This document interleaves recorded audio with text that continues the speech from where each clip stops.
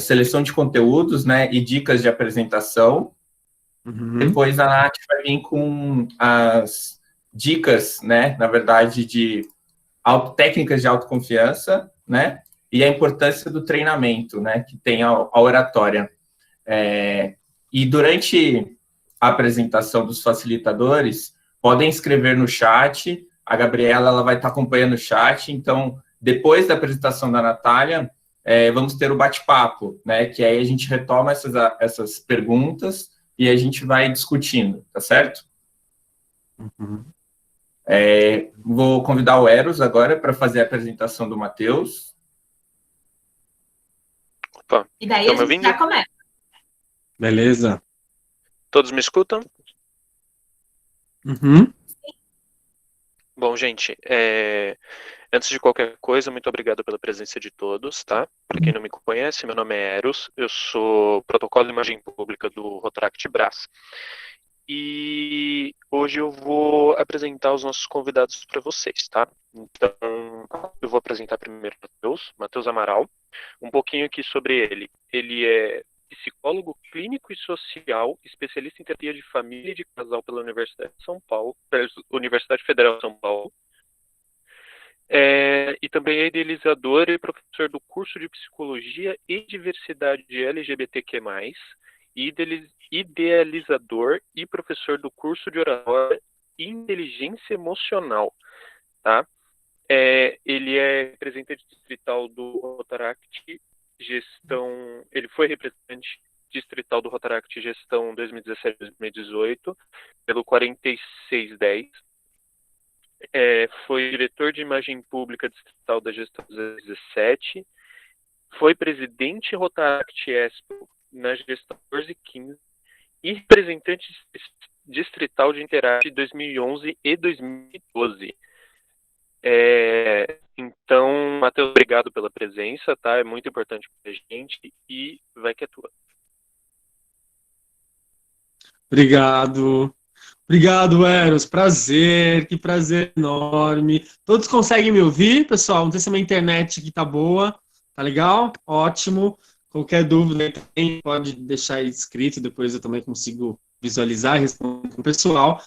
Nossa, que prazer foi receber esse convite do Rotaract Brás. Na verdade, todos os convites que aparecem hoje em dia para mim, quando é do Rotaract, vem com um sabor especial, né? Um sabor especial porque ter vivido 9 anos da minha vida dentro da família rotária foi aí um mix de sensações, emoções, descobertas, conquistas. Então, sem dúvida nenhuma, a resposta foi de prontidão, né? Foi de imediata aceitar o convite. Eu só estava preocupado porque eu peguei uma infecção na garganta no começo da semana e eu fiquei um pouco preocupado de não conseguir conversar com vocês aqui hoje. Mas deu tudo certo, né? Estou aqui. E também estou muito feliz por ter a Natália aqui, também psicóloga, né? Então, 2 psicólogos hoje para falar de oratória, para falar de desenvolvimento. Que bom, fico muito feliz de verdade, porque durante muito tempo eu sentia falta quando eu via falar de oratória, de desenvolvimento da oratória, dentro da família rotária e fora da família rotária também. Eu vejo com predominância outras linhas de pensamento, né? As pessoas falarem de oratória por outras perspectivas. Durante muito tempo eu sentia falta das pessoas falarem sobre essa questão interna, essa questão emocional, que é o nosso combustível, né? Que é a nossa base. No momento que eu estou falando em público, diversas sensações e reações acontecem na minha mente, acontecem no meu corpo. Então, que legal que a gente tem aqui a psicologia em peso para falar disso e poder auxiliar, trazer ferramentas. Bom, então assim, eu tenho acho que 20 minutos, né? Mas vamos lá, eu tenho algumas coisas interessantes para compartilhar. Dizendo para vocês que no curso de oratória eu vim compartilhar algumas experiências, né? Algumas reflexões, algumas experiências, quem sabe algumas dicas. E no curso de oratória é muito comum que um dos nossos primeiros pilares que são aí trazidos durante as aulas é a questão da comunicação robotizada, né? quando nós realmente nos deparamos com essa comunicação onde a emoção de um jeito favorável, é claro, de um jeito funcional, é difícil aparecer no ato da apresentação. Então, por que a gente chama de comunicação robotizada? Porque um robô não tem emoção, né? Aquela fala pesada, aquela fala rígida, aquele semblante, um semblante que transmite e denuncia, né? Denuncia aquela tensão, aquele nervosismo. Então, o orador, o palestrante, o professor, ele está ali, mas como que essa comunicação está sendo posta a favor da comunicação? Então, esse é o nosso primeiro pilar. Aqui e durante as aulas que eu dou, né? A gente fala sobre por quê. Por que será que a minha comunicação ela está robotizada? Se eu me deparo com isso, né? Se eu visualizo e avalio que a minha comunicação está robotizada. E aí, para tentar responder um pouco essa pergunta, e sem dúvida cada um aqui que está ouvindo, assistindo, reflita um pouco também sobre a sua vida. Por que será que em algum momento a minha comunicação fica assim? Né? É interessante a gente pensar sobre a base. E eu vou destacar aqui dois pilares para esta base da comunicação que a gente vai trabalhar aqui um pouco hoje. Né? O primeiro, como vocês devem imaginar, é um assunto que a gente vai tratar disso aqui, que é o planejamento, né? Planejamento e estruturação dessa apresentação. E veja, muito importante destacar que aqui eu não estou falando apenas do planejamento do discurso, que são coisas que é importante a gente discernir. É muito comum que o aluno do curso de oratória que eu dou hoje, é muito comum quando a gente vai falar sobre quais as etapas para montar uma apresentação, quais etapas para montar uma palestra. É muito comum que as pessoas, de imediato, e talvez tenha a ver com a forma que a gente aprende na escola, né? Talvez tenha a ver com a forma que a gente aprende no ambiente acadêmico, enfim. Mas de uma forma imediata, as pessoas vão direto para o discurso. Então, para as fases, né? Para as fases da apresentação. Então, vou fazer uma abertura de impacto, vou fazer uma introdução bacana, um desenvolvimento. Vão direto para a fase, né? E para as fases do discurso. É como se fosse já um modo operandi ali, né? Um piloto automático. Então, aqui eu quero destacar que antes mesmo de pensar na estruturação do discurso, é necessário a gente pensar na base, que é o planejamento da apresentação como um todo. Né? Que então é muito mais abrangente do que eu pensar apenas início, meio e fim da minha fala. Então, pilar. E o segundo pilar, sem sombras de dúvidas, que a gente... Né, e, na verdade, esses dois pilares eles estão ali conectados, né, extremamente conectados, que é o autoconhecimento. O autoconhecimento também é uma base para a comunicação humana, porque, como eu já iniciei dizendo aqui, quando eu estou frente a uma plateia, quando vocês estão frente a uma plateia, todos os seres humanos, diversas reações, como medo, nervosismo, ansiedade, o corpo fala, né? O corpo fala. Então, de alguma forma, os gestos que ficam ali repetitivos, poluindo a sua comunicação, de alguma forma, a partir deste fenômeno, que é o falar em público, construções internas, elas estão ali totalmente à mostra, né? Eu brinco com os meus alunos que, e na verdade eu também me reconheço, né? Me identifico. Durante muitos anos, falar em público era como se eu estivesse indo para uma guerra. Então, é aquela coisa, né? Estou em casa, estruturando, planejando. Nossa, eu vou falar em público, falta 2 dias. A sua mente, o seu cérebro, está entendendo que aquela situação vai chegar, uma situação horrível, que a gente não quer passar por ela, mas fazer o quê? Né? Aceitei o convite, eu vou. vou apresentar os TCC, vou apresentar alguma coisa lá na faculdade, mas é interessante a gente refletir sobre isso, né? Porque no campo dos significados, no campo aí das construções, e sem dúvida, das nossas experiências também, o quanto que essa experiência ela é internalizada como algo pesado, como algo difícil. Então, de fato, a sua mente está entendendo que, olha, você está há 24 horas para entrar numa guerra.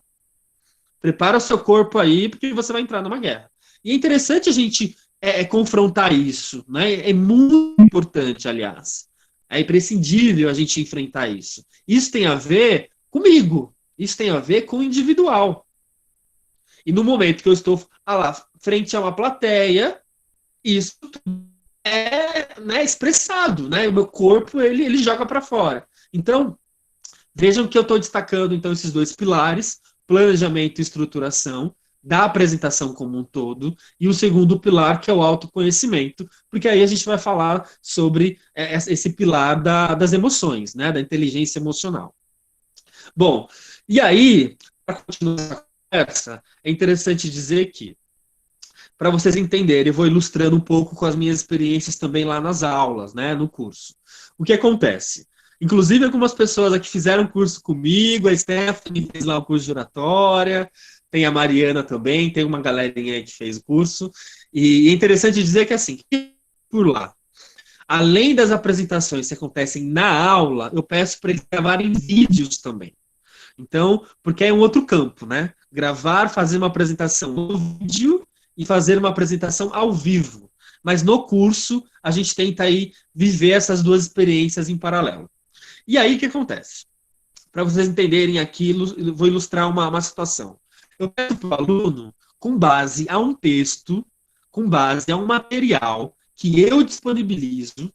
Então, vamos supor aqui, o texto é comunicação robotizada, onde a gente vai falar um pouco da parte conceitual. E eu digo o seguinte, olha, você vai ler este texto, você vai compreender, assimilar este conteúdo, e a sua tarefa aqui, nesta primeira semana de aula, é então gravar um vídeo explicando o que você entendeu, tá? O que você entendeu sobre este conteúdo.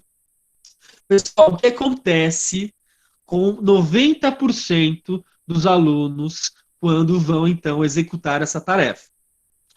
O que acontece é o seguinte, ele pega o texto que eu mandei, leu, entendeu, gravou o vídeo. Quando eu vou assistir esse vídeo, é muito comum que ele tente reproduzir, então veja o que eu estou dizendo aqui, tente reproduzir na íntegra o conteúdo que está naquele texto. E qual é o perigo disso, então? A gente está falando sobre a questão de decorar, né? Esse processo, essa coisa que vem com a gente, né? Há muitos anos na nossa base, nossa história acadêmica, estudantil, que é o decorar as coisas. Então, o aluno, ele lê o texto e fala sobre as minhas experiências, né, o autor daquele texto fala sobre experiências que são minhas, vivências que são minhas, não é? E esse aluno, ele tenta reproduzir. O que acontece? É muito possível que neste momento essa comunicação, né, que este conteúdo está sendo dito de uma forma fria, de uma forma robotizada, né? Porque ele não está falando dele. Ele não está falando do lugar de experiência que é a dele. Então, é interessante a gente refletir aqui sobre como que a gente estrutura desde o momento em que eu defino o tema, desde o momento que eu pesquiso informações na literatura, as referências bibliográficas. Por quê? O texto que eu mandei é como se fosse, então, a literatura para ele. Texto, né, a referência para ele. Quando a gente vai na internet, quando a gente vai pesquisar sobre o que eu faço com isso, né? O que eu faço com esse conteúdo que eu pesquisei, que eu achei bacana. Então é muito importante a gente refletir sobre esses diversos comportamentos, diversos hábitos, não é? E muitas vezes hábitos que me aprisionam. Me aprisionam. Por quê? A partir do momento que uma dependência, por este conteúdo, por essa referência, eu acabo, então, né, inclusive, o meu emocional, ele fica ali congelado. Então, qual que é uma recomendação aqui? Já colocando como uma possível solução, uma possível sugestão dentro deste contexto. Eu digo para os meus alunos, né? Eu falo o seguinte, a partir do momento que você tem um referencial teórico, que você tem um arcabouço aí teórico, né, de uma referência bacana, enfim, lógico que isso é importante. É lógico que isso também vai ser colocado dentro da construção da sua apresentação. Mas veja, é importante que, quando a gente fala da primeira etapa, eu costumo falar da primeira etapa da construção de uma palestra, a gente fala sobre segurança, né? Segurança emocional e segurança racional. Mas para eu atingir, alcançar essa segurança emocional e racional, eu preciso fazer com que a referência da literatura ela seja incorporada à minha bagagem, tá? Ao meu universo, à minha experiência. Então, eu preciso assimilar esse conteúdo, mas pensar, peraí, entendi o conceito, entendi a base, entendi aqui o diferencial teórico, mas como que eu posso colocar isso com as minhas próprias palavras e com as minhas próprias vivências? Né? Porque aí eu consigo fazer esse mix, né? Fazer essa junção entre teoria e prática. Eu consigo trazer, inclusive, vivências. Eu tenho vivências sobre isso. Eu já passei uma situação assim, dentro deste tema que eu escolhi, né? Ou então eu já colhi algum depoimento, algum relato, alguma vivência que possa me ajudar. Veja, isso parece simples e para algumas pessoas pode até parecer óbvio, mas, na verdade, dentro de um piloto automático, dentro de uma grande massa, as pessoas tendem a se sentir mais seguras, racionalmente dizendo, né? Sentirem seguras racionalmente, tendo um bom arcabouço teórico. Nossa, acabou, fechou, maravilha. Encontrei aqui uma ótima referência, tá ótima a minha apresentação. Só que aí elas esquecem que muitas vezes a segurança racional ela não basta, né? Ela não basta. Eu posso estar seguro racionalmente, mas emocionalmente não.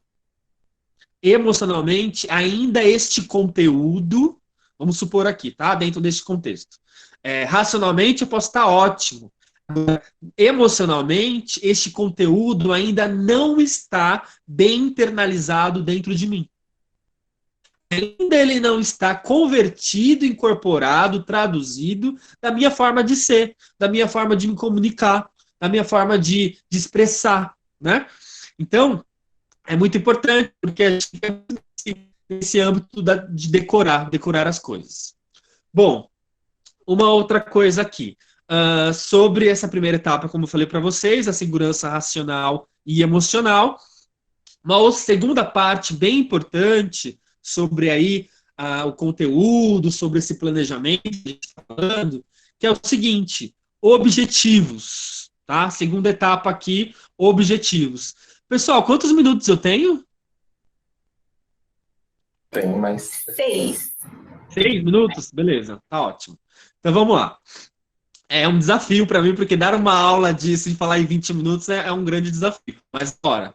Então, segunda etapa, quando a gente fala, depois falou da segurança, né? Segurança racional e emocional. A segunda etapa a gente tem os objetivos da sua apresentação. E aí, o que acontece? Nessa segunda etapa, eu costumo ouvir dos alunos assim: legal, até aí eu sei que eu preciso coletar objetivo, saber o que é aquela instituição, o que aquela palestra vai poder contribuir, vai poder ajudar o público-alvo. Bacana, legal. Agora, o que eu vou trazer como dica e como diferencial dentro dessa segunda etapa, tá? Que é o seguinte: nós temos, dentro da neurociência, porque aqui eu estou falando para vocês, trazendo a referência da psicologia, a psicologia positiva, comportamental, e também trazendo a neurociência, tá? Porque a neurociência vai dizer para nós, em tudo que a gente vai fazer dentro do planejamento de uma apresentação, tá? ela vai dizer para nós o quanto que você está munido, né? O quanto que você está com ferramentas racionais, né? O hemisfério esquerdo e o hemisfério direito. Então, razão e emoção.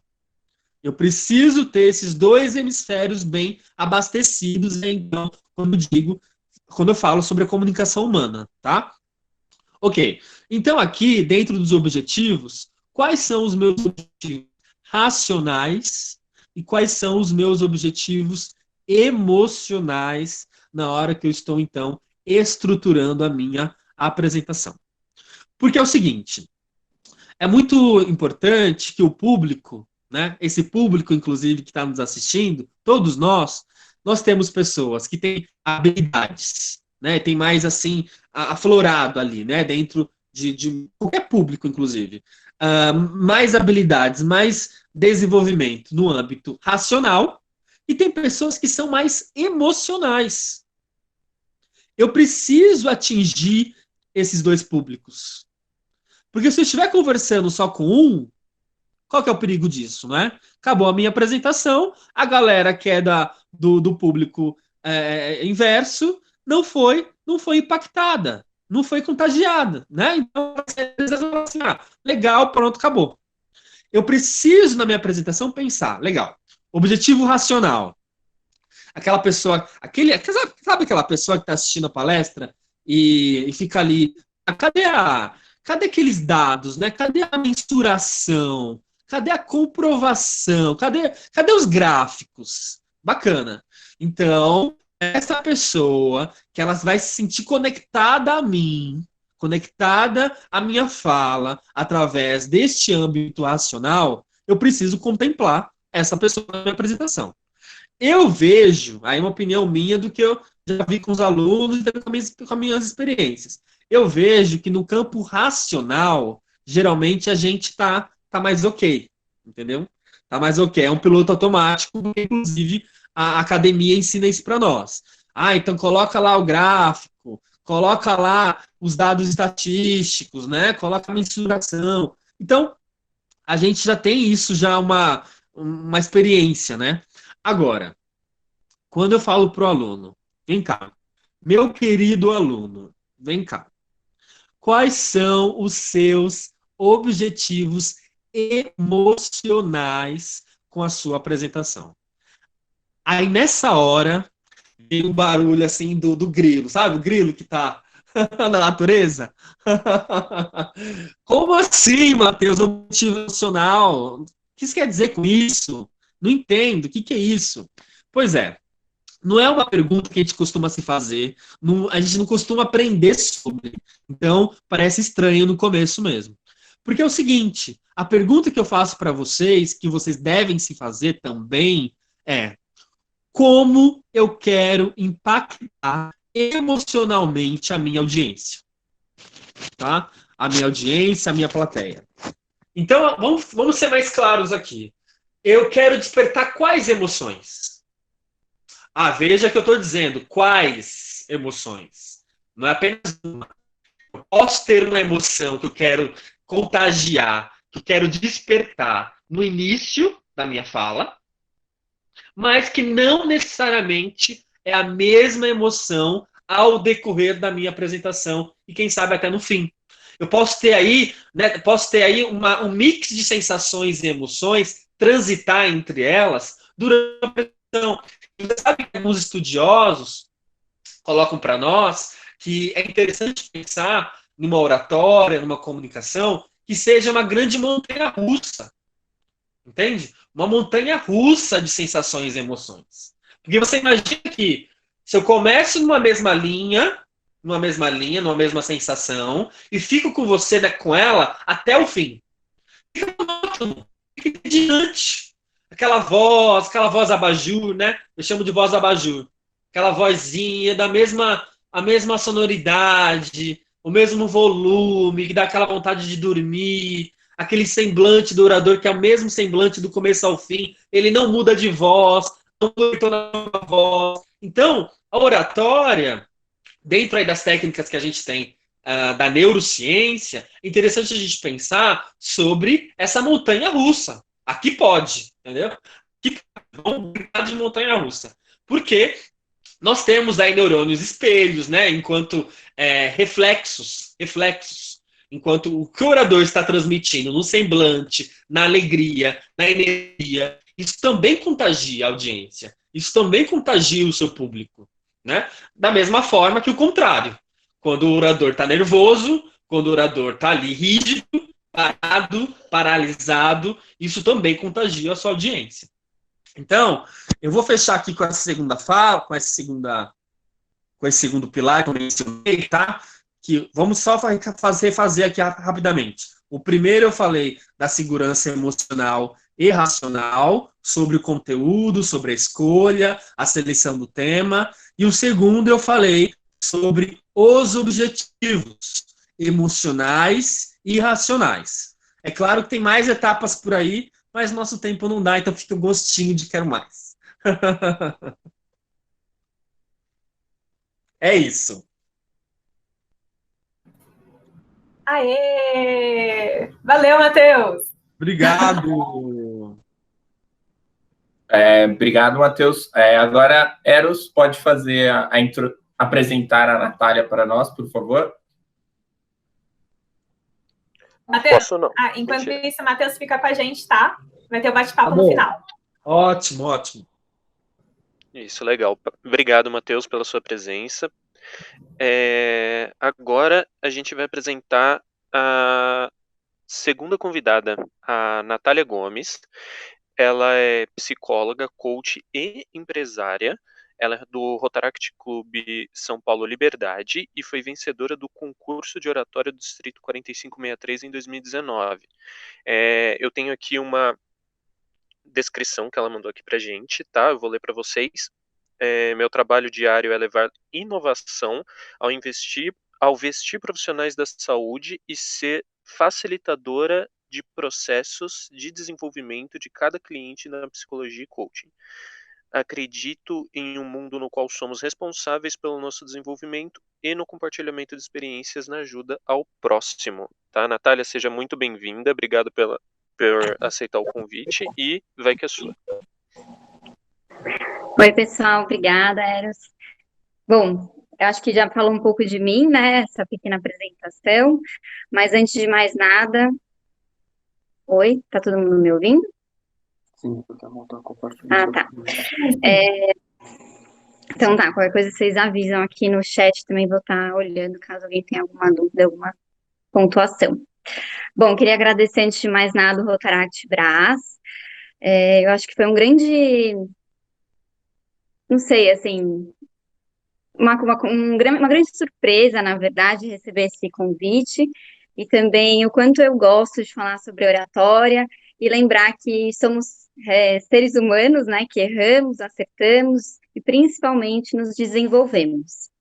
Então, eu acho que a priori, o que eu gostaria de dizer é que eu gostaria de compartilhar toda a experiência que eu tive ao longo da oratória, não como uma verdade absoluta, mas com o que eu aprendi, tanto até em alguns workshops até do Matheus, também, obrigada aí pela trajetória, acho que a gente vai puxando um pouco de cada um e vai montando o nosso jeito de ser, o que funciona para nós, e hoje a minha ideia é essa, é compartilhar com vocês sobre a oratória, mas principalmente sobre dois temas, que eu acho que foram um grande divisor de águas para que eu conseguisse vencer o concurso distrital de oratória do Rotaract no Distrito 4563 ano passado. E esses dois pilares sobre treino, técnica, como a importância do treino para você conseguir ser um bom orador, e também técnicas de autoconfiança e a importância disso para o nosso discurso e para até o nosso desenvolvimento como orador. Bom, só para dar uma ilustrada para quem não conhece o Rotaract, ou não vive o Rotaract, que acho que tem algumas pessoas aqui, nós fazemos parte de clubes, e dentro desses clubes nós temos concursos internos desse clube que vai eleger o vencedor daquele ano. E aí depois, cada clube leva o seu representante para o concurso distrital, então é a junção de todos os outros clubes, para que possa daí sair um grande concurso, com normalmente 2 fases, e o que acaba desenvolvendo muito as pessoas, né? Porque a gente sempre lida com adversidades, com pessoas que falam diferente, o conteúdo muitas vezes são conteúdos bem polêmicos, então foi, assim, uma grande trajetória que eu tive até hoje no Rotaract, e eu espero que vocês entendam até o ponto que eu quero chegar, que é, você consegue, você pode. Bom, então vamos lá. Eu acho que a Mo compartilhou aí o conteúdo que eu tinha. Eu tenho uma palestra que eu falo sobre isso, porque, para mim, o mais importante não é você aprender algo na vida, mas sim você poder compartilhar aquilo que você aprendeu. E eu acho que essa troca é super importante para todos nós, em qualquer situação. E aí, começando pelo primeiro tópico, sobre o treino, que para mim é o grande. Assim, a grande diferencial com o orador é o treino. Por quê? Porque o treino é o ensaio do grande show que você vai dar no dia que você vai concorrer a um concurso, ou falar numa reunião, ou numa live, né? Que hoje em dia nós estamos muito mais em lives do que reuniões presenciais, e shows até por live, enfim. E aí a importância do treino é qual? É porque nós vamos reunir todos os tópicos que são importantes para você se desenvolver como orador, para você fazer uma apresentação, que até o Matheus falou sobre vários, super interessante do jeito que ele traz a questão do racional e emocional, que o conteúdo tem que fazer sentido para você e tem que fazer sentido para o seu público. Enfim, eu até destrincho na minha palestra, né, sobre conteúdo, apresentação, voz, tempo, todos esses aspectos eles são trabalhados no treino. Então, é nesse momento que você vai entender qual é o ponto que não está legal, o que você precisa ajustar, qual tipo de argumentação você vai trazer, se você vai falar mais incisivamente, ou se você vai, em alguns momentos do seu discurso, trabalhar a sua voz um pouco mais devagar, para poder o pessoal ir sintonizando com o que você quer dizer, enfim. No treino, é a grande base para um bom discurso. Por quê? Quando você treina, você consegue perceber todas as suas falhas, vamos dizer assim, no discurso, e também as suas qualidades. O ponto máximo que você consegue chegar e aquele que você ainda precisa se desenvolver. E o treino, ele é essencial em todas as etapas. Então, se você vai participar de um concurso de oratória e ela tem 3 etapas, por exemplo, você precisa treinar as 3. E é crucial isso, porque elas são diferentes. Muitas vezes o tema vem de forma diferente, então você tem que treinar de uma outra forma. Às vezes você tem que falar no púlpito, às vezes você tem que segurar o microfone. Enfim, o treino, ele é exatamente o que faz um grande atleta, né, que a gente fala. Um grande atleta, ele só consegue ser top quando ele chega lá na competição, se ele treina. E é exatamente isso com nós, oradores. Todos nós conseguimos ser bons oradores se nós treinamos. Então, eu queria deixar bem forte isso, a importância desse treino. Bom, então eu vou pedir até para a Mo passar para o slide 8, para todo mundo ver. Que aí eu vou falar um pouco sobre a importância do treino com a autoconfiança, e aí vou destrinchar mais em relação à autoconfiança. No treino, você começa a ganhar força interna, própria. Então, é o momento que você fala assim, não, eu sou bom nisso, eu vou falar sobre isso, ou não, eu preciso me desenvolver, não tá legal. E é o momento em que você vai realmente se analisar, ver se você tá confiante o suficiente para trazer aquele conteúdo, se você tá ansioso, e aí vem até esse tópico que eu falo das técnicas de relaxamento, quanto é importante você, mesmo no treino, fazer essas técnicas, para até entender se faz sentido no dia. Se eu todas as vezes, né, que eu vou falar em público, eu sempre faço uma técnica de relaxamento que eu aprendi até no workshop que a gente teve no nosso clube, que é a técnica da respiração e movimentação do maxilar, e isso me ajuda demais, né, assim, para eu conseguir me acalmar, manter a serenidade, para entrar, porque realmente, imagina você falar para mim, assim, milhares de pessoas ainda não, mas um monte de pessoas, né, quando eu fui fazer o distrital, tinha mais de 100 pessoas, então, assim, o julgamento do outro, ele vem muito forte, né, ele nos assusta, Mas se a gente está mais seguro e mais autoconfiante, e com essas técnicas de relaxamento, a gente vai acalmando. Bom, e a confiança, ela também traz a evolução do seu ser de orador, como você é como orador. Então, quanto mais você consegue confiar em si, mais no treino você vai mostrar essa autoconfiança e na hora do show você tem muito mais chances de dar certo o seu tipo de discurso que você escolheu. E aí, o que forma a autoconfiança, né? Muitas são as vertentes da psicologia e que falam como que é composta a autoconfiança, mas eu quis trazer um pouco do que eu tenho como enfoque, né, que é a Gestalt terapia, e também como eu lido como pessoa. Aí eu vou para o próximo slide, você está aparecendo aí para todo mundo, que é o slide 9, sobre personalidade. Para mim, a autoconfiança tem muito a ver com você se conhecer, você saber da sua personalidade e demonstrar o seu jeito. Porque muitos oradores, eles tentam imitar o outro, ou trazer o outro, a forma do outro no seu falar. Eu quero ser igual aquele jornalista, por exemplo.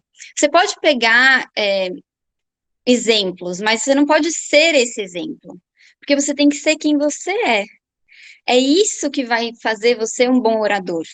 Porque quando você coloca o seu jeito no discurso e passa a sua mensagem com aquilo que vem do coração, a gente fala que a gente então vai ter coragem de falar e ter uma boa oratória. A coragem, destrinchando a palavra, né, é falar com o coração. Então, quando a gente fala com o nosso coração, quando a gente sabe quem nós somos e o que nós queremos compartilhar com o outro, fica muito mais tranquilo a gente lidar com as adversidades, com o público, com os nossos medos, com a nossa ansiedade. Então, a autoconfiança, ela está muito ligada ao nosso autoconhecimento e a gente se apropriar de quem nós somos, do que nós podemos oferecer para o outro. E aí, não é se comparar com o outro no sentido de ele é melhor, eu sou pior, ou eu sou melhor e ele é pior.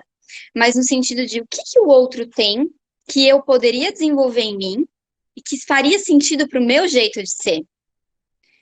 Então, assim, não queira ser o outro, mas pegue exemplos para poder compor o seu eu, quem você é e o que você quer trazer para o outro. Porque muitas vezes a pessoa é extrovertida, super animada, mas na hora de fazer um discurso, trava. Fica tímida, treme.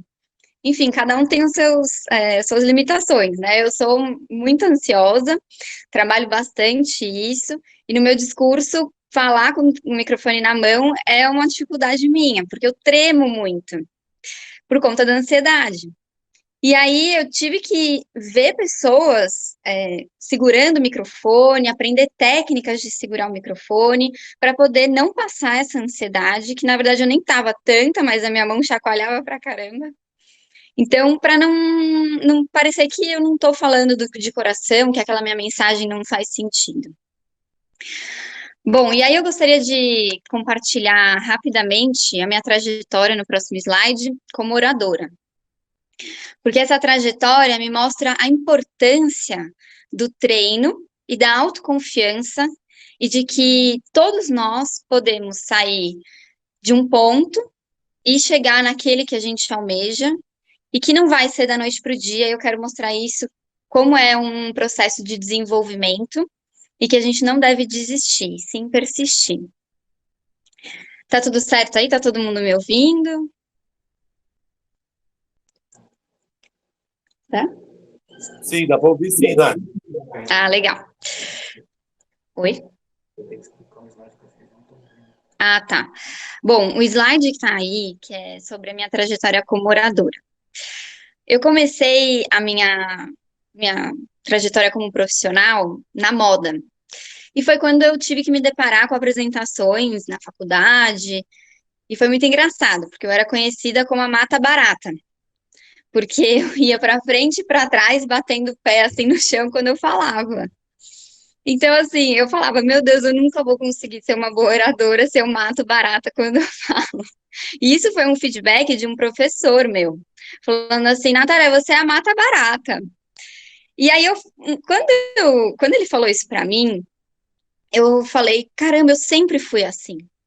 Eu sempre fui a mata barata nos meus discursos. E eu não queria mais ser esse tipo de pessoa. Eu falei, não, eu não sou assim, não sou eu, não é a Natália.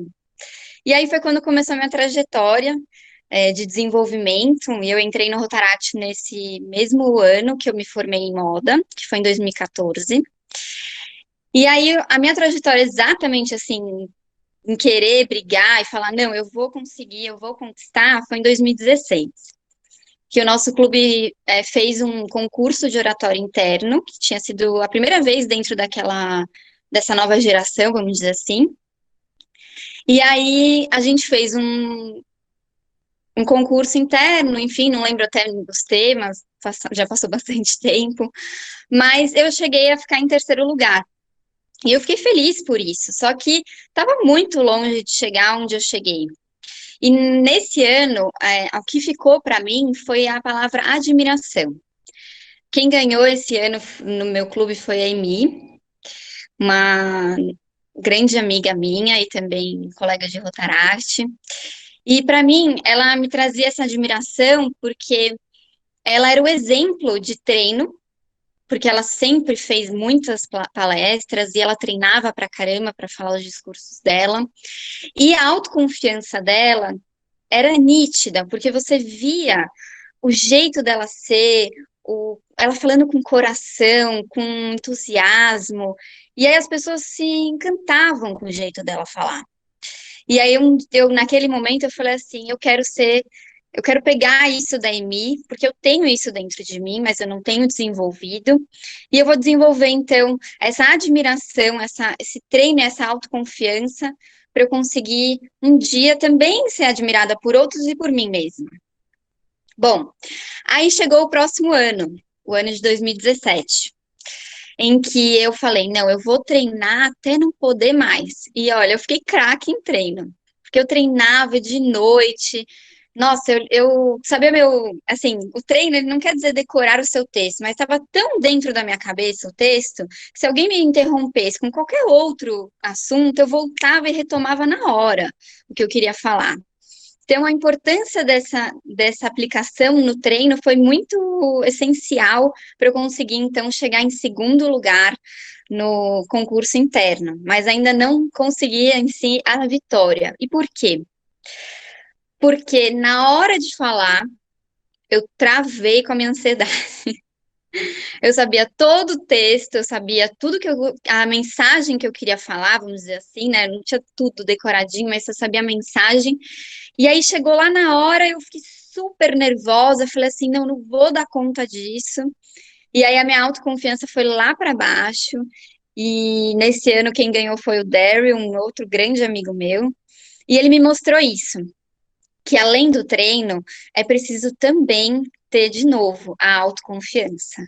E ele falava o discurso dele com vontade, era assim, trazia muita potencialidade no que ele falava, sabe? E aí foi quando eu falei assim, não, é isso que eu preciso me dedicar às duas coisas, não adianta só eu treinar e ter o melhor texto, o melhor jeito, os gestos e a voz, se eu não confio naquilo que eu tô falando, se eu não confio que eu vou conseguir fazer um discurso. Bom, e aí chegou o ano de 2018, o ano em que eu batalhei pra caramba, e foi assim, eu ganhei o concurso interno, então finalmente eu consegui me superar, e aí eu fui para o concurso distrital. No concurso distrital, eu concorri com mais 12 pessoas de outros clubes, e nesse momento eu treinei muito, e a minha autoconfiança estava lá no alto. Eu estava assim, no meu melhor posicionamento e planejamento para conseguir. E aí, quando chegou o momento de falar na minha primeira fase, eu fui a melhor de todos os oradores. Só que aí, pessoal, o que eu quero falar é que a gente precisa confiar em nós mesmos, mas a gente não pode esquecer de que o treino e a autoconfiança tem que acontecer todas as vezes. Eu confiei demais, achei que eu ia dar conta, e aí na segunda fase, o meu emocional me pegou de novo. Porque foi quando eu disse, você treinou o suficiente?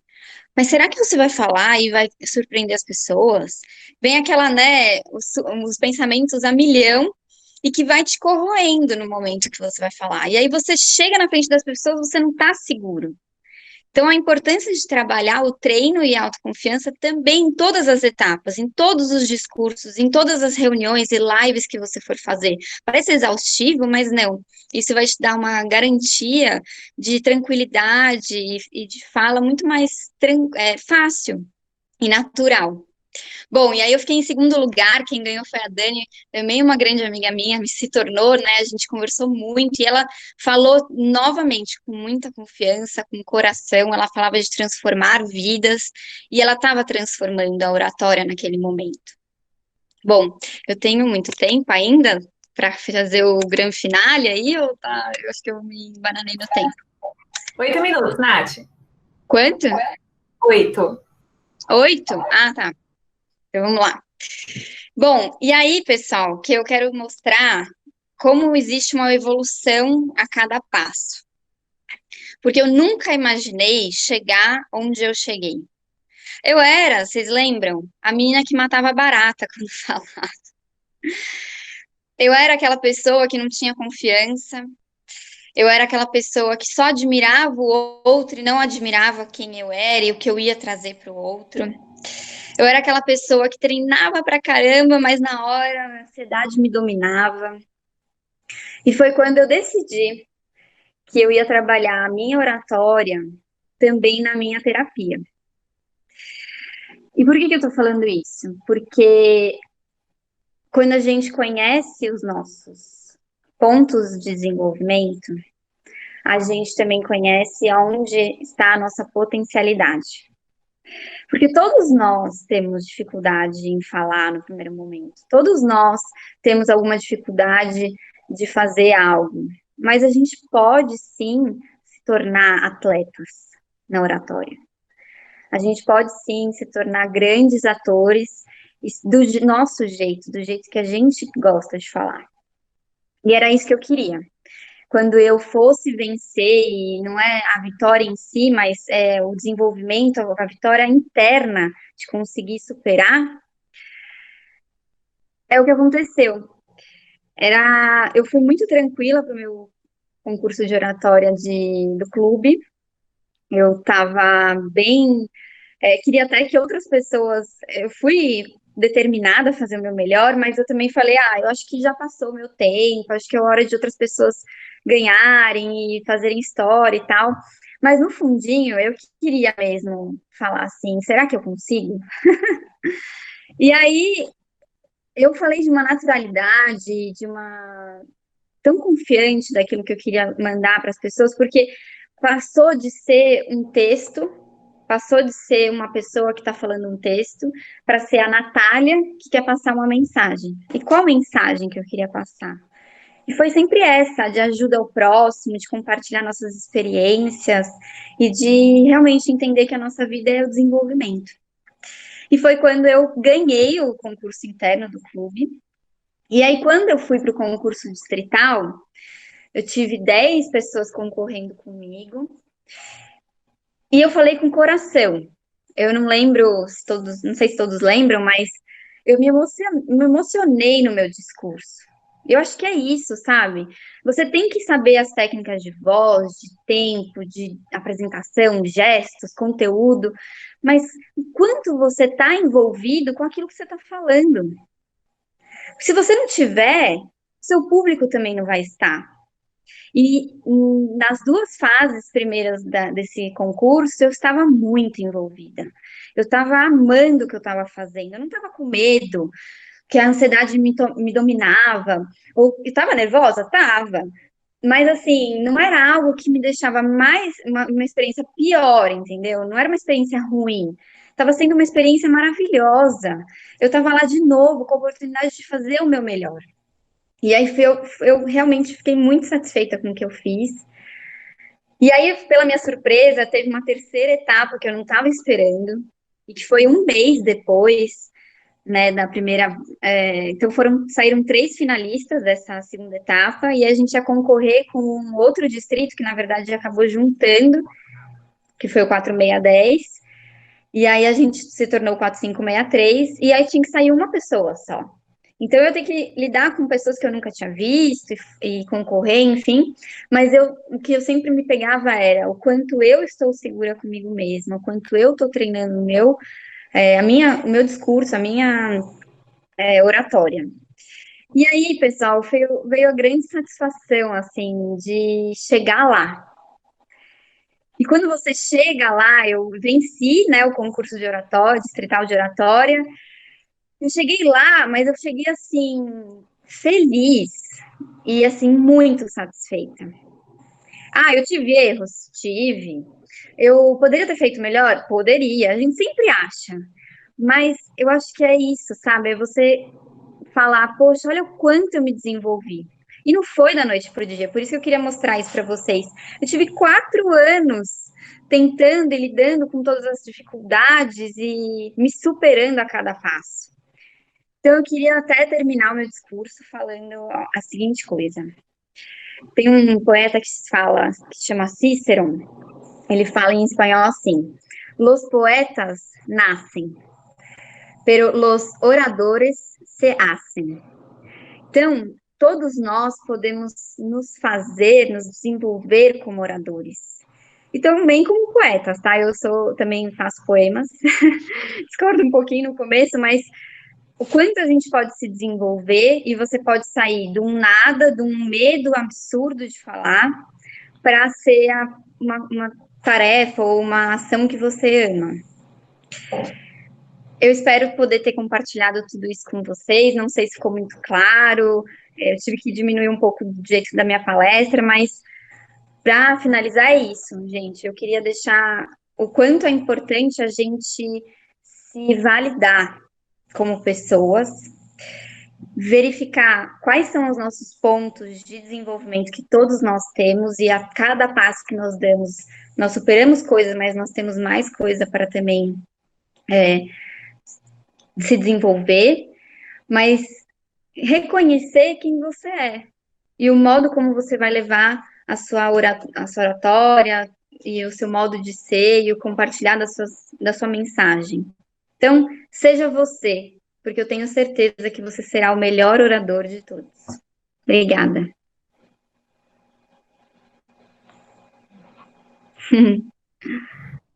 Parabéns, Natália, parabéns, Matheus. Obrigado pela excelente apresentação dos dois. Uma aula, verdadeira aula, assim. Obrigado por compartilhar a sua trajetória. Impressionante, né? Mata baratas para campeã do CDO do 4563. Então, assim, muito obrigado mesmo por compartilhar. Agora a dinâmica, a gente seguir com o bate-papo, então tirar dúvidas, entender, discutir, né, entre nós aqui, o que o pessoal tem a comentar também. Eu gostaria até de começar. Hoje mesmo eu tinha que gravar um vídeo para mandar uma mensagem. Nós do Rotaract Brás fizemos aí um projeto de Páscoa Solidária e eu tinha que fazer um vídeo de 30 segundos apenas, mandando para casa, tipo, agradecendo, né, e desejando uma feliz Páscoa. Mas aquilo para mim era tão importante que tinha que sair na maior perfeição do mundo. Então eu escrevi um textinho muito simples, muito rápido. E eu não conseguia gravar de jeito nenhum. E, tipo, não saía natural, sabe? Porque aquilo para mim era muito importante. Eu queria que fosse da melhor maneira possível, né? E aí eu fiquei, sei lá, acho que 40 minutos para gravar um vídeo de 20 segundos, sabe? Eu tenho muita dificuldade com isso. Assim, é isso que eu queria compartilhar. Então, assim, e aí, por ser muito importante para mim, eu tenho essa dificuldade. Agora, é que nem vocês falaram, quando eu tô com amigos ali, conversando, simples, eu sou brincalhão, eu sou tudo, mas nada de sozinho, ou sabendo que um monte de gente vai assistir aquilo, aí o negócio pega, aí bate aquele nervosismo, né? Então, é interessante isso que você está falando, sobre um dos aspectos também que é importante a gente destacar, que é a autossabotagem, né? O nível de autossabotagem que todos nós temos, de alguma maneira, mas avaliar em qual nível ele está. Porque a expectativa, o perfeccionismo, muitas vezes também, quando ele está no nível excedido, ele também pode paralisar, ele também tem esse poder de paralisar, né? Então, para algumas pessoas, isso pode ser dentro de um nível de uma estimativa esperada, isso pode ser um combustível, onde, por exemplo, isso me motiva, nossa, estou animado, quero fazer, mas dependendo em qual nível de autossabotagem que você está e como esses pensamentos conversam, né? Conversam com a gente, isso também pode paralisar. É muito comum. Isso que você falou agora, no curso, eu vejo com muita frequência. As pessoas falam assim para mim, Matheus, porque eu peço para gravar o vídeo, né? Todas as semanas. E tem um prazo, enfim. Muitos dizem assim, eu gravo o vídeo, eu não consigo enviar para você. Ou eu não consigo me assistir na tela. Vou dizer para vocês, é muito frequente eu ouvir isso. É muito frequente. Quer dizer, é importante a gente pensar, né? Por que será? Por que será que me assistir, por que será que olhar para o vídeo que eu gravei me atinge tanto? Né? Me atinge tanto. Os pensamentos, eles ficam assim, um turbilhão, dizendo um monte de coisas para mim. Né? A ponto de não conseguir enviar, a ponto de não conseguir executar a tarefa. Então, isso são dados para a gente analisar. É certo. Rafa, vê se faz sentido para você também. Para mim, quando eu tenho que falar uma mensagem, ainda mais num tempo super curto, né, que é muito difícil, é você não se apegar ao que você escreveu e falar exatamente o que você escreveu, mas sim qual é a mensagem principal que você quer passar. E aí eu acho que quando a gente se apega às palavras, putz, eu queria falar surpreendente, eu queria falar Páscoa feliz, sei lá, entendeu? Você se apegar ao qual é a mensagem que eu quero mandar, e aí eu tenho que lembrar que eu tenho que falar da data, do horário e do local, sei lá.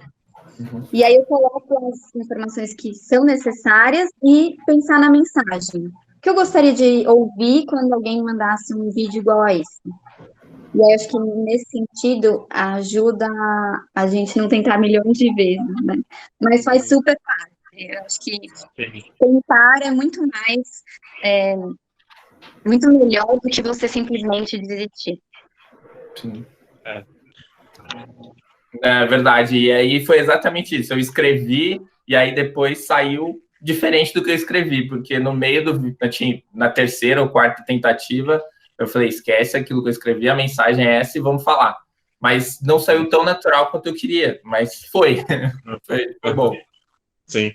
Mas quantas vezes a gente costuma valorizar tanto, uma supervalorização para aquilo que, por exemplo, a gente não conseguiu ainda fazer, e para aquilo que a gente consegue, ou seja, as nossas potências, parece que isso acaba atingindo, em alguns casos, é claro, né? Mas tem a ver com o que eu falei da autossabotagem, por exemplo, em que o que eu consigo, o que eu posso, quais são as minhas potências, parece que acaba atingindo um segundo plano. Porque fica super em alta na mente, caramba, mas não deu certo tal coisa, tal frase não foi, tal coisa não aconteceu. E a nossa mente ela fica muito focada, muito voltada para aquilo que não conseguiu. E para aquilo que está fluindo, às vezes passa até despercebido. Tá certo. Obrigado, Nath. Obrigado, Matheus. Gabi, agora vamos dar continuidade. Você toca o chat, as perguntas, por favor. E quem quiser falar também, vai colocando ali no chat que a Gabi vai chamando. Acho que alguém perguntou sobre gestos, né? Gestos. Isso. Não sei quem perguntou. Eu tinha perguntado no começo sobre gestos.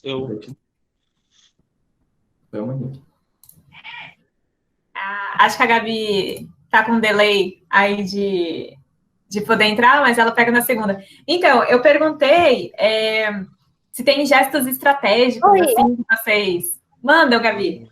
Oi, desculpa, então, posso fazer as perguntas? Boa tarde, gente. Eu não estava conseguindo ligar o áudio. Boa tarde. Consegue me ouvir bonitinho agora? Sim. Eu já estava falando as perguntas, tinha terminado, eu já tinha até respondido.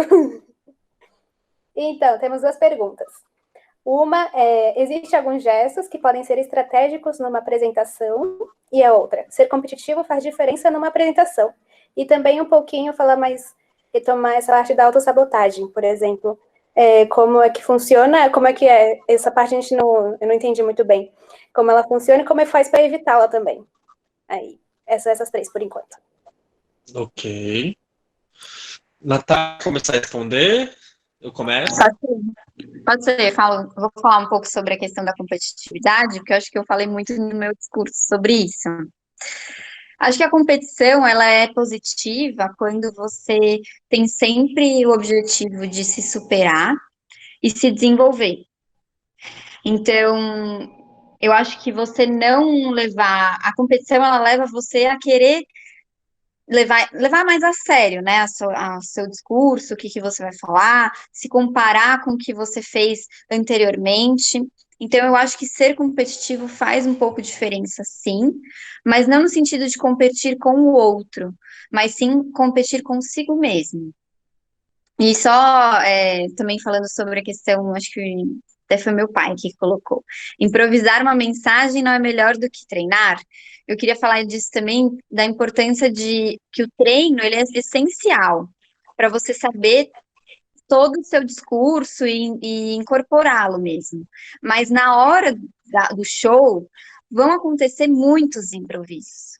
Vão acontecer vão acontecer muito imprevisto. E aí você vai precisar improvisar. Então, quando você sabe, treina melhor o seu discurso, quando você precisar improvisar, porque alguém te cortou, ou teve alguma coisa no ambiente que fez você perder o foco, você vai se relembrar e retomar o seu discurso muito mais facilmente. Então, fica a minha dica aí. Isso, então. Eu vou falar um pouco sobre gestos, então, aqui brevemente, né? Refletir algumas coisas, trazer alguns dados. Primeiro que existem alguns gestos que podem ser estratégicos? Uma ótima pergunta. Mas para responder essa pergunta, é interessante alguns passos anteriores, que é o seguinte: como o meu corpo hoje se manifesta? Né? Quais gestos hoje ele expressa para o público? E aí eu não estou falando apenas mãos, né, de como que essas mãos se movimentam, ou de como que as minhas pernas se movimentam. Tem pessoas que dançam pela sala, né, fazem movimentos repetitivos. Então, os gestos com as mãos também repetitivos. Tem pessoas que gostam de utilizar caneta, porque de alguma forma conseguem direcionar o seu nervosismo para a caneta. Então, assim, são várias questões. Cada corpo, organismo, vai reagir de um jeito. Antes de pensar em inserir novos repertórios para pensar em gestos estratégicos, gestos que vão ajudar a atrair e manter a atenção da sua audiência, é importante primeiro verificar, será que em algum momento os meus gestos poluem? Primeiro essa etapa. Algo está poluindo a minha comunicação? Visualmente, né, também através do som, através da fala, existem vícios de linguagem, como que é isso? A partir desse momento, eu faço esse mapeamento, né, do que polui, do que não polui, do que está legal, do que não está.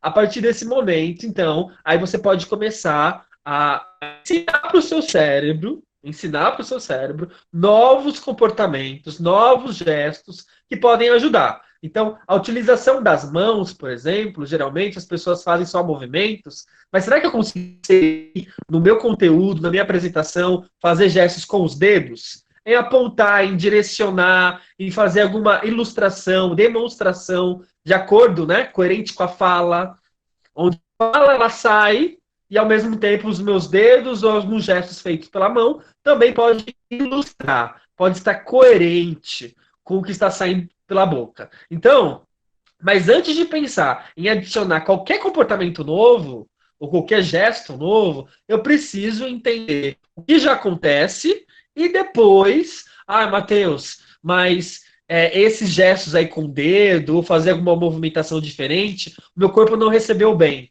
não consigo fazer de uma forma natural, não flui de uma forma natural comigo. Tudo bem. Porque, como eu disse, cada corpo também é importante que a espontaneidade, é importante que a naturalidade aconteça. Mas, sem dúvida, para você não ficar com gestos repetitivos ou então parado durante muito tempo, é interessante pensar como que eu posso inserir novos repertórios. Então, isso que eu falei, né? Os gestos com os dedos, com as mãos, semblante. Também é muito interessante pensar que o gesto também que é produzido pelo semblante, às vezes a gente esquece, né? Esquece de sorrir, esquece de que esses olhos, essa boca, esse semblante também comunica algo. Eu também tenho gestos através do meu semblante. Então é importante. Tudo isso, a gente está falando sobre o que o seu corpo pode.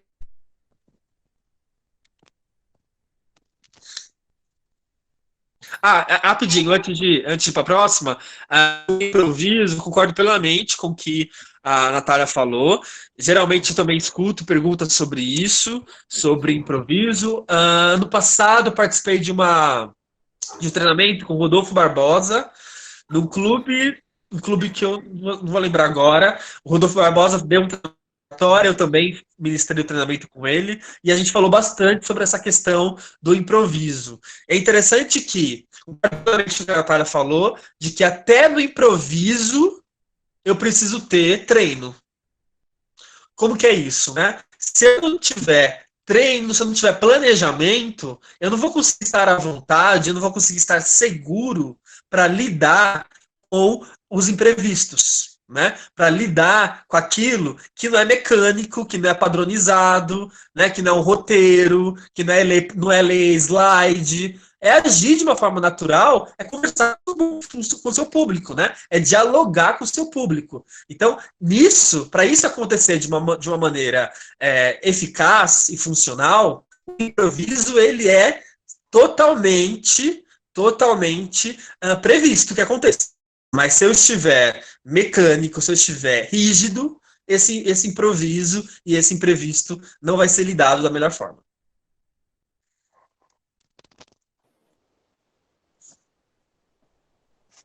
É isso, da minha parte. Obrigada, Matheus. Tem uma outra pergunta que é sobre a autossabotagem também. Como a gente acha que está se autossabotando e como a gente pode fazer isso para evitar, né? Tá. Acredito que assim, tudo que a gente conversou aqui tem muito a ver com autossabotagem, tá? Muitas coisas que a gente já falou nessa nossa live aqui. Então, quando a Natália fala, por exemplo, sobre competir consigo mesmo, né, e não competir com o outro, quando a Natália fala sobre comparação, o quanto que a comparação ela acontece de uma forma muitas vezes automática, natural, onde eu estou me comparando com um rio, né, um mar de pessoas. São diversas pessoas o tempo inteiro. Eu acordo me comparando com o outro. E o quanto que isso afeta, o quanto que isso constrói e alimenta a nossa própria identidade, né? Que aí, então, isso esbarra, sem dúvida, na autoestima, né? Na regulação da autoestima. Então, quando eu começo a perceber, por diversos sinais, que essa comparação está acontecendo, que a minha baixa autoestima ela está muitas vezes predominando frente às minhas relações. Porque é interessante a gente estar falando aqui que não é aspecto da oratória, né? Óbvio que oratória é um recorte, é um contexto. Mas o quanto que nas relações, na vida, a gente se relaciona de algumas formas. Então, se eu percebo que muitas vezes eu me sinto inferior, muitas vezes eu tenho diversos pensamentos automáticos que me colocam para baixo, eu não sou capaz, eu não vou conseguir. E é interessante pensar que quando esses pensamentos vêm, por que eles aparecem? É com base em uma experiência que você viveu? Com base, no passado eu participei do concurso de oratória, e sabe de uma coisa? Eu errei, eu gaguejei, eu caí, sei lá o que aconteceu, né? Ou eu tenho um trauma de infância, tenho um trauma na adolescência, isso fez com que eu começasse a acreditar que eu não sou capaz. Então, é um tipo de hábito, né? É um tipo de mecanismo que acontece na mente de uma forma muito natural e rápida, mas que é importante a gente identificar e a gente confrontar. Então, por exemplo, como assim confrontar? Esse pensamento é que está falando para mim que eu não vou conseguir. Eu não vou participar do concurso de oratória esse ano porque eu não vou conseguir. Então vou nem participar. Porque no passado eu tentei e não consegui. Quer dizer que uma experiência que eu tive do passado determina quem eu sou? Por exemplo, é um tipo de pensamento que você pode inserir na sua mente, que você pode repetir para sua mente. Quer dizer, um acontecimento, um fato da minha vida determina definitivamente a minha identidade, né? As minhas perspectivas, os meus caminhos. Então a gente precisa, e sem dúvida, autoconhecimento, terapia, a Natália também mencionou, também levanta a bandeira da terapia o tempo inteiro, porque o autoconhecimento vai fazer você identificar e você transformar esses aspectos da autossabotagem. Eu queria até complementar também, se for possível, o que o Matheus falou, né? Que a autossabotagem ela acontece muito nesse imaginário nosso, daquilo que a gente viveu no passado, como ele citou, e que a gente traz essas experiências passadas para analisar e achar que vai acontecer isso no presente ou no futuro. E o que ajuda bastante é trazer dados de realidade. Então, assim, eu estou nesse concurso com quem? Com os meus colegas de Rotaract, no exemplo, né, no concurso de clube. São pessoas que gostam de mim, são pessoas que estão ali tentando a mesma coisa que eu, que estão tentando se superar. Então, trazer esses dados para a sua mente se colocar nesse momento atual. E não se colocar nesse imaginário, acaba sendo até um pouco persecutório, vamos dizer assim, né, de ficar falando, nossa, não vou conseguir, não vou lidar com isso, não vou saber, eu sempre erro, eu sempre, sei lá, muita gente vai ver, fica até uma coisa, parece que a pessoa fica perseguida, vamos dizer assim, né? Então, trazer esse dado de realidade, de que você está ali, por que você está fazendo aquilo, qual que é a sua motivação para isso, se alguém te julgar, né, o máximo que vai acontecer com você, o que vai ser.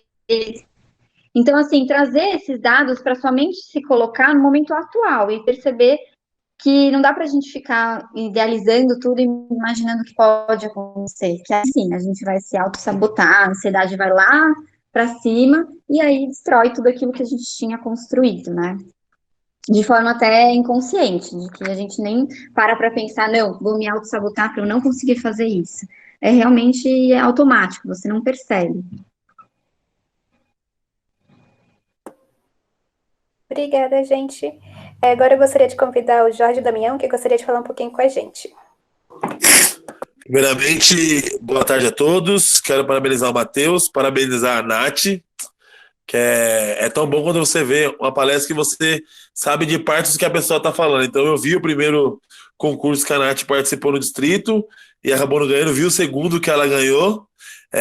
Apenas acompanhei de longe na Conarc e pelo que todo mundo falou que foi maravilhoso. Então, só continuar rendendo os parabéns. E uma pergunta. Eu sou um cara que eu gaguejo muito. Eu gaguejo muito quando eu vou falar. O que a gente pode fazer para gaguejar menos?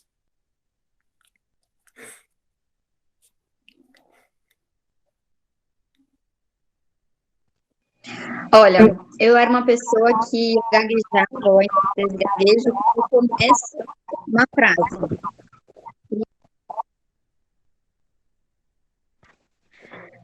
Desculpa, eu não sei, acho que veio um espírito e desligou o meu microfone.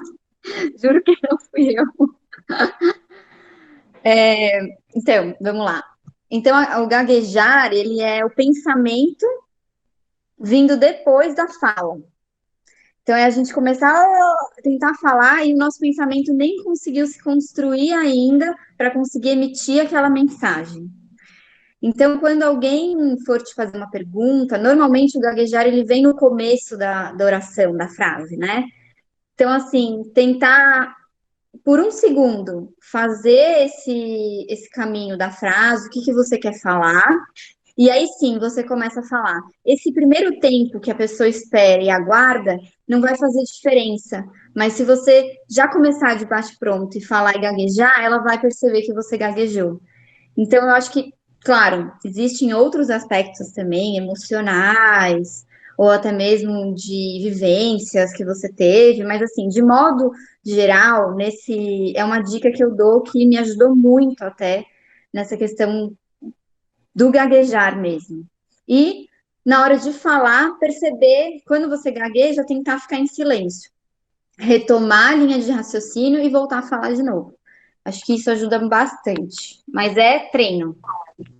Uhum. Eu colocaria aqui também como uma estratégia, como uma dica, um dos pilares quando a gente fala dos recursos internos dentro da metodologia, né, dentro da abordagem que você aplica numa apresentação, o item sobre pausas estratégicas. Existe este conceito também dentro da oratória, né? É uma das ferramentas que a gente tem. Dentro da pausa estratégica é quando você coloca dentro das fases do seu discurso, na fase da sua apresentação, momentos em que você vai colocar ali de uma forma intencional, né, esse processo de desacelerar a sua fala, tem tudo a ver com essa questão de como que a voz aparece, né, de como que a entonação aparece, enquanto velocidade, ritmo, volume, e a partir desse momento, essas pausas inseridas na sua apresentação, e não é aquela pausa que simplesmente você parou de falar, para o público que você esqueceu, né, aconteceu ali, esqueceu o que ia falar, não é derrapar, mas de alguma maneira você inserir perguntas reflexivas, provocações, afirmações, que vai ajudar, inclusive, a sua audiência digerir melhor, né, a sua plateia digerir melhor o conteúdo que está sendo colocado ali, valorizando os blocos, né, valorizando como se você pegasse um marca-texto, tá? Um marca-texto em cima de algumas frases, de algumas falas. Inserir essas pausas, então, após a pergunta, após algumas afirmações, ajuda o orador a desacelerar, porque são momentos que ele treinou, que ele planejou, e aí ajuda ele a desacelerar um pouco a fala, aquele ritmo, nervosismo emocional também afetado, controlado, e ajuda automaticamente também a sua audiência a poder acompanhar você de jeito ali mais eficaz, né? Poder digerir melhor o que você está falando. É isso. Só um pequeno adendo, é importante a gente levar muito a sério a ansiedade. Que a ansiedade de querer falar e de falar logo, quando você você tem aquele momento para falar. Então você pode ter calma, discernimento, colocar pausas, que isso ninguém vai te tirar, né? Então essa ansiedade de querer se colocar, falar, acaba também atrapalhando o jeito de falar e até gaguejando. Mas quando você se coloca nesse lugar de não, agora é o meu momento, eu que vou falar, acho que essa ansiedade também precisa ser trabalhada.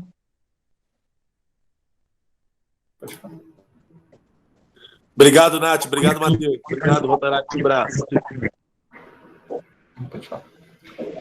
Gente, então, Gabi, super obrigada pela mediação aí do bate-papo final. Deixa eu só voltar aqui. Bom, acho que foi muito proveitoso nosso momento juntos. Espero que todos tenham importado, né?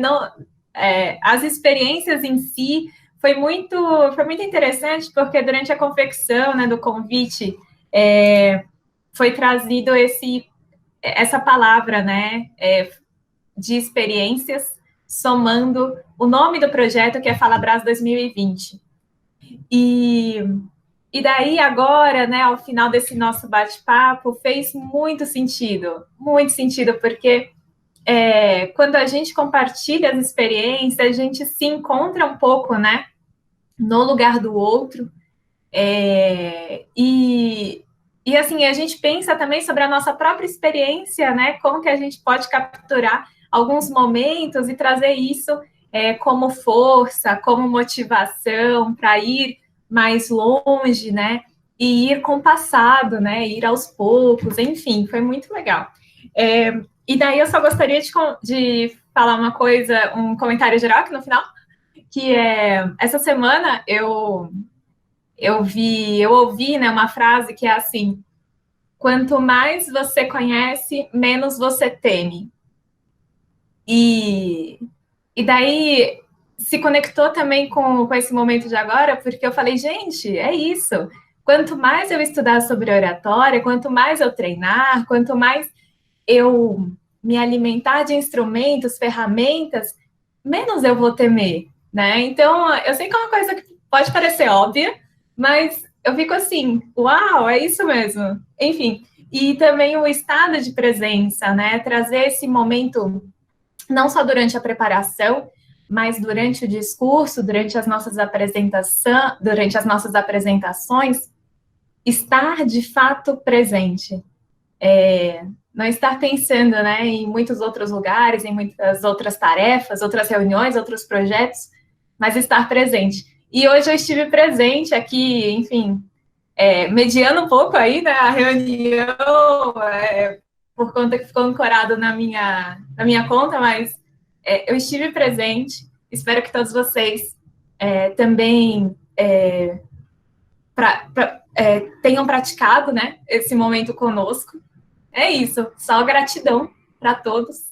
Passo a palavra para o Rafa para encerrar, então, não sei, os associados do clube, Eros, Edu, Caio, gostariam de comentar algo, falar um pouquinho?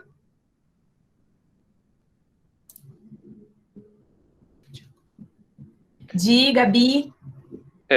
Então, galera, sim, obrigado pela presença de todo mundo. Foi muito legal. Eu consegui, inclusive, acho que todo mundo aqui conseguiu assimilar o conteúdo e pegar algumas dicas que realmente estava precisando. Foi muito bom mesmo. E é isso aí. Obrigado, gente, pela participação de todo mundo. Vocês foram incríveis. Não, eu só tenho a agradecer também. O conteúdo foi essencial, né? E muito bom, tanto da Natália quanto do Matheus.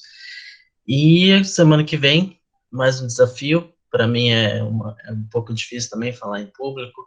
É mais um desenvolvimento, mais um processo. E eu só tenho a agradecer as dicas que foram dadas hoje. Muito obrigado, Natália e Matheus.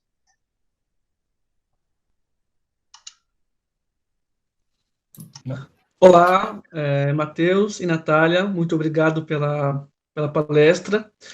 Eu me vi em vários momentos nas etapas que vocês falaram, eu sempre me via, eu participei do Falabras, eu cheguei aí ao Distrital, e eu me lembro eu me sabotei várias vezes, cada fala que vocês foram apresentando, cada ponto, eu conseguia me imaginar na minha trajetória, tanto em palestra quanto apresentação de faculdade, do se autoconhecer, do saber bem o tema, de treinar exaustivamente, de ter essa autoconfiança, porque para mim, eu não tenho muita dificuldade assim em falar, mas quando eu estou falando para muita gente, é como se, assim, uma pessoa normal vai derramando um copo d'água, que é o conteúdo, vai derramando assim até acabar. Para mim, às vezes, quando eu estou falando muito, é como se eu falasse tudo que eu precisava falar em 45 segundos e, ao mesmo tempo, em vez de ser um copo d'água, uma caixa d'água, um tsunami, e eu me atropelo e esqueço tudo e já fico perdido, aí já perco todo o fio da meada e já fico frustrado e acabo terminando a apresentação de uma forma mais robótica ou não sei. E esses pontos que vocês falaram, todos eles, eu anotei muita coisa e me agregou assim de uma forma muito, muito especial. Muito, muito obrigado pela fala de hoje. Vocês são incríveis. Diego, que legal o seu comentário. Que show. Acho que quando a gente se coloca no lugar do outro é quando realmente tocou a gente, né? E sobre essa questão de você, achei muito boa essa analogia do copo d'água e da caixa d'água. Veja se não é você tentando fugir da situação, né? Então, já que eu vou derramar toda a água de uma vez, eu tenho que fugir, eu vou terminar isso quanto antes. por que que você está evitando de lidar com essa situação? Se é a quantidade de pessoas, se é o que elas vão pensar. Eu acho que fica essa reflexão para todos nós, né? Quando tem mais gente, a gente se sente mais apreensivos mesmo. Mas o quanto é fugir dessa situação para você tem sido algo a priori do que realmente falar. Então, se você falou super bem agora, realmente. O que será que acontece quando tem mais gente? Acho que fica essa reflexão bem interessante. Se você depois quiser compartilhar com a gente marca uma próxima live.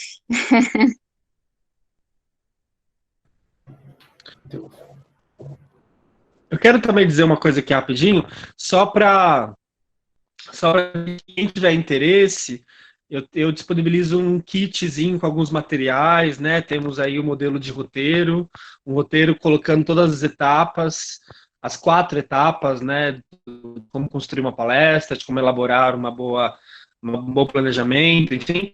E alguns textos falando de autossabotagem, inclusive, comunicação robotizada. Para quem participou da DIRC do ano passado, mas a DIRC antes da junção dos dois distritos. Eu disponibilizei também alguns conteúdos na época, mas enfim, estou aqui à disposição, tá? Basta mandar para mim uma mensagenzinha, não sei se o pessoal depois disponibiliza os contatos, mas tem um com alguns materiais, tá bom? E obrigado pelo convite, obrigado pela disposição, Natália, o pessoal da organização também, parabéns a todos pela iniciativa, podem contar comigo sempre. Pessoal, novamente, só agradecer, né, a presença de todos, principalmente da Nath e do Matheus. Foi assim, para mim, foi enriquecedor demais, confesso. Eu tenho essa dificuldade extrema, estou sofrendo já para sábado que vem, que eu tenho que apresentar esse Fala Brás, mas vamos lá, é um desafio que a gente supera. Então é isso, obrigado a todos, espero que tenham gostado. E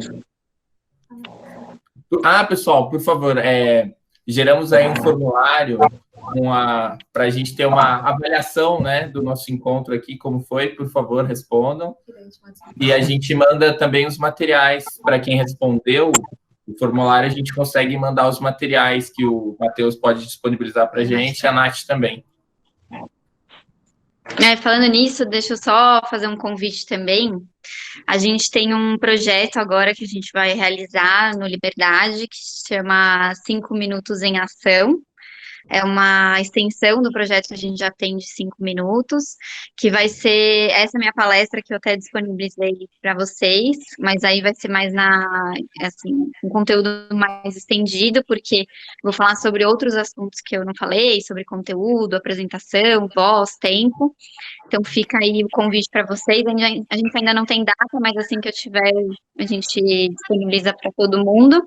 E também para quem quiser conhecer um pouco mais sobre a psicologia, reflexões, eu também tenho um Instagram que chama @psi_Natália Vibes.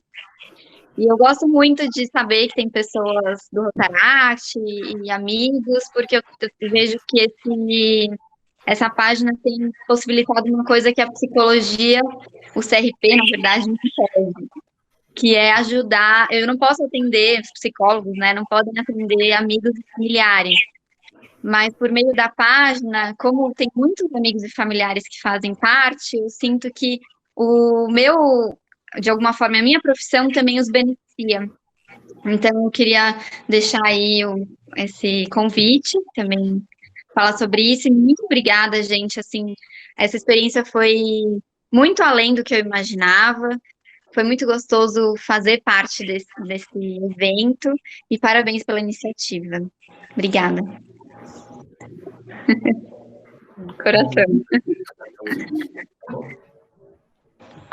Então, pessoal, é isso. Muito obrigado. E um abraço a todos e uma feliz Páscoa. Feliz Páscoa. Feliz Páscoa. Obrigado. Tchau. Tchau.